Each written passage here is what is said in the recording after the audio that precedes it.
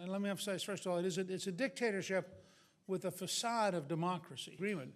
It is in the long run in the interest of the United States to find a way to replace the dictatorship.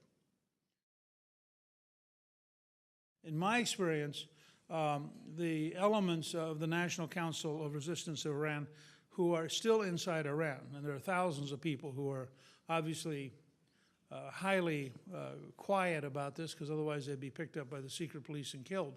But they have been the best source of information on the nuclear program consistently, and have found things when the CIA was telling us they didn't exist.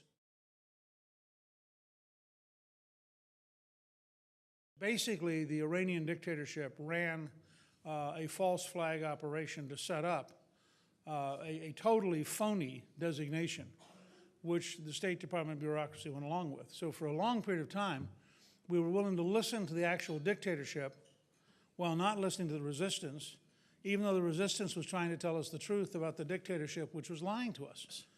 But I think that we are beginning to move in the right direction. And my hope is that the administration will now go all the way in the direction of reaching out to and working with the sources of information. People in this town have done studies of who are the Iranian dissidents, who are the different groups, and it is striking to some of us who are quite familiar with the National Council of Resistance of Iran that we can't find anyone else that even has any profile compared to these people. What would you say about the National Council of Resistance of Iran that you don't perhaps think the average expert in Washington knows? Well, I would say anybody who has any doubts should go to Paris for the annual meeting of the worldwide organization and look out at 100,000 people and look at representatives from 40 or 50 different countries who show up, who are elected officials and former elected officials, literally from dozens of countries you'd never expect, and ask yourself, why is it that this is the most vocal,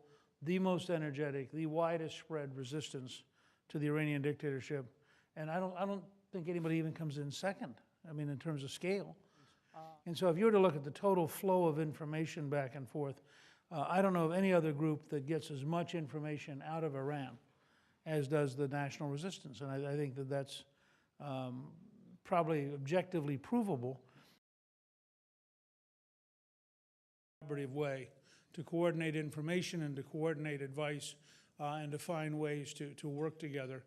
Because I do believe that, in fact, the National Council of Resistance of Iran has a tremendous potential. And I also want to say that I believe that Mrs. Rajavi has done an amazing job of leading an organization through a very long, very difficult period. That she is one of the examples of a symbol of resistance to the dictatorship.